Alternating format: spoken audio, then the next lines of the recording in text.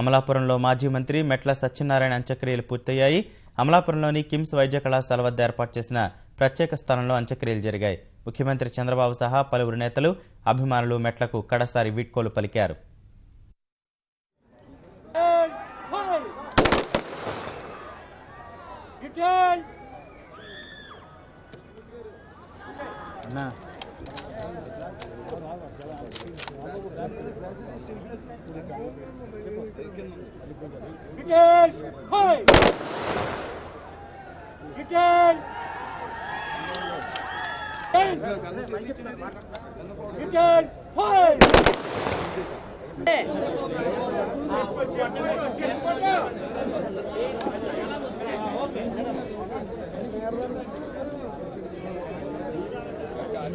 బాబు కొంచెం లేవా బాబు పక్కన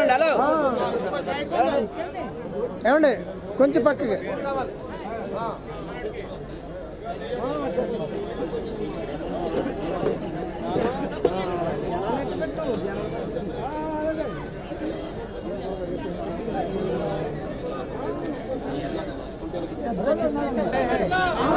బాబు బాబు అట్లేదు బాబు ఇప్పుడు అట్లేదు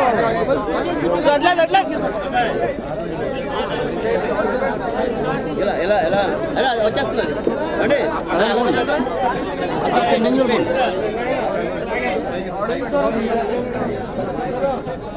అట్లండి అట్లండి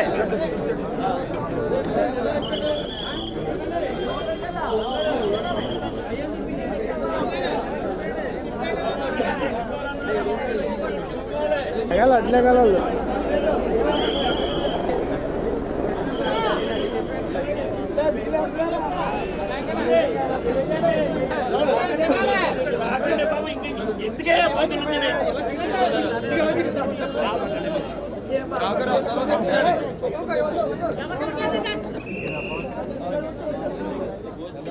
నేను ఆయన అన్కండిషన్లో ఉన్నప్పుడు అన్కాన్షియస్గా ఉండిపోయి చూశాను.